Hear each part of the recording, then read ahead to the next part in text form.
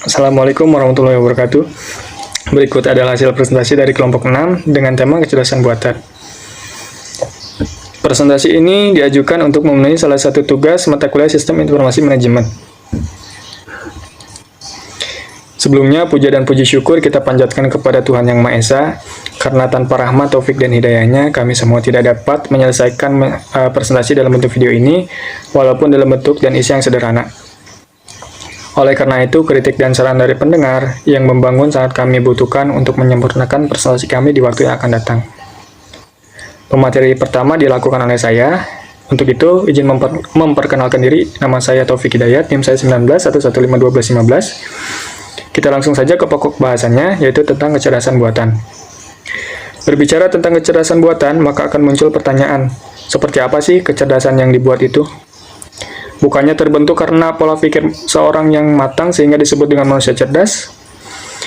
Sebelum kita ke definisi, kita gali dulu sejarahnya.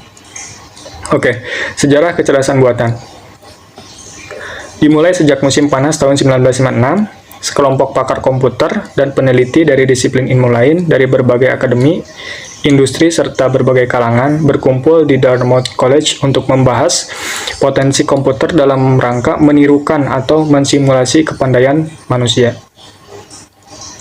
Nah, untuk ilmuwan yang terlibat adalah Alan Newell, Herbert Simon, Marvin Minsky, Oliver Sheldrake, John Michael Carty.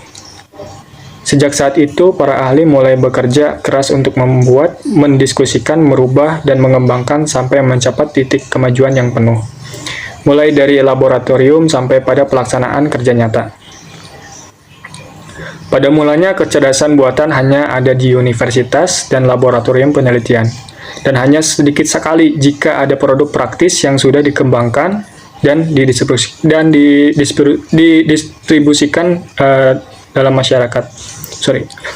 Menjelang akhir tahun 1970-an dan awal tahun 1980-an, mulai dikembangkan secara penuh dan hasilnya secara berangsur-angsur mulai dipasarkan. Saat ini sudah banyak hasil penelitian yang sedang dan sudah dikonversikan dalam bentuk menjadi produk kerja nyata yang membawa keuntungan bagi pemakainya. Untuk materi selanjutnya dijelaskan oleh teman saya, Satria. Mangga. Baik, dilanjutkan mengenai definisi dari AI. Kecerdasan buatan atau AI berasal dari kata Artificial Intelligence yang mengandung arti tiruan atau kecerdasan. Kecerdasan buatan ialah salah satu bidang dalam ilmu komputer yang membuat komputer agar dapat bertindak seperti manusia. Kecerdasan AI ini bekerja layaknya kecerdasan manusia, seperti mengambil keputusan, memecahkan masalah, dan melakukan prediksi. Assalamualaikum warahmatullahi wabarakatuh. Saya Mirinda Rizkaya Novistiani. Saya akan menjelaskan tentang klarifikasi AI. Yang pertama itu, kecerdasan buatan dapat diklarifikasi menjadi dua. Yang pertama adalah jenis kecerdasan buatan dengan relatif sederhana. Tingkat keterlibatan mesin yang cukup rendah dan dapat memerlukan peranan manusia seperti mengambil gambar dengan menjadi tulisan yang terdapat pada Google Maps untuk mencari rute. Yang kedua yaitu jenis kecerdasan buatan dengan keterlibatan mesin yang cukup tinggi ditemukan pada sistem pendeteksi penipuan, transaksi, dan sistem mobil tanpa pengendara. Kedua sistem ini secara berurutan mempunyai sifat spesifik dan adaptif.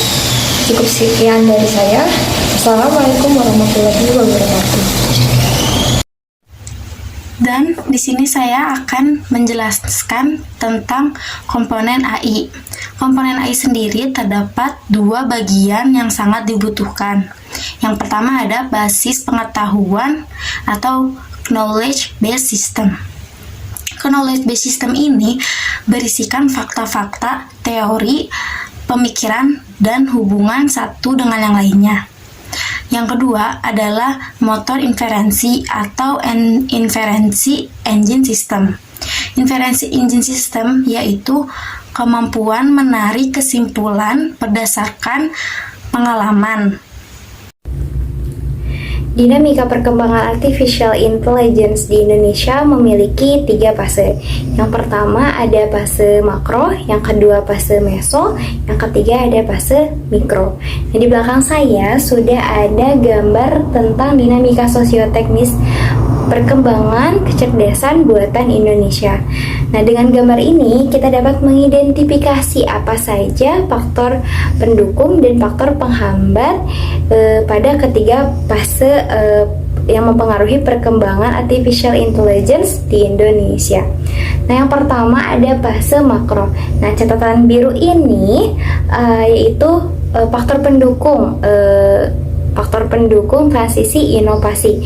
Pada fase makro, faktor pendukungnya ialah ketersediaan datanya sangat baik dan kemampuan komputasinya pun sangat baik. Nah, fase kedua itu fase meso. Fase meso ini faktor pendukungnya ialah ketersediaan data masifnya sangat baik. Nah, catatan oranye ini yaitu faktor penghambat. Pada fase meso ini faktor penghambatnya ialah tidak meratanya penetrasi internet. Nah, yang ketiga ada fase mikro. Nah, fase mikro ini ya ada faktor pendukungnya ialah peningkatan pendapatannya sangat baik, produktivitasnya sangat baik, dan peningkatan produk barunya pun tentunya sangat baik. Nah, faktor penghambatnya ialah dalam keamanan data masih kurang baik dan keselarasan regulasinya pun masih kurang baik. Nah, berikut adalah fase dan faktor yang mempengaruhi perkembangan artificial intelligence di Indonesia. Selanjutnya ada level makro dan level meso. Level makro, saat ini penerapan kecerdasan buatan mengalami kemajuan yang antara lain didorong oleh ketersediaan big data atau juga disebut dengan makro. Big data telah membuat kecerdasan buatan menjadi lebih pintar dan lebih akurat dalam memberikan hasil. Hal itu membuat kecerdasan buatan banyak diterapkan di bidang lain. Selain di bidang akademis, seperti aplikasi perangkat elektronik dan perangkat pendukung kehidupan sehari-hari. Selanjutnya ada level meso. Pada level meso, dinamika kecerdasan buatan sama dengan dinamika big data. Beberapa faktor pendorong berkembangnya kecerdasan buatan adalah melimpahnya data digital, berkembangnya banyak perusahaan rintisan yang menghasilkan banyak data, dan penetrasi internet yang semakin tinggi. Penetrasi internet yang tinggi ini membuat semakin banyak data yang tercipta dan dapat digunakan untuk melatih dan mengembangkan kecerdasan buatan.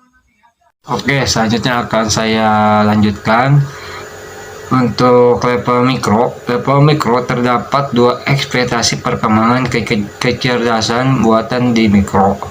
Yang pertama, kecerdasan buatan dipercaya dapat meningkatkan efisiensi perusahaan dengan penerapan otomasi pada beberapa proses bisnis. Terus yang kedua, kecerdasan buatan juga memungkinkan perusahaan untuk memprediksi perilaku konsumen dengan lebih baik.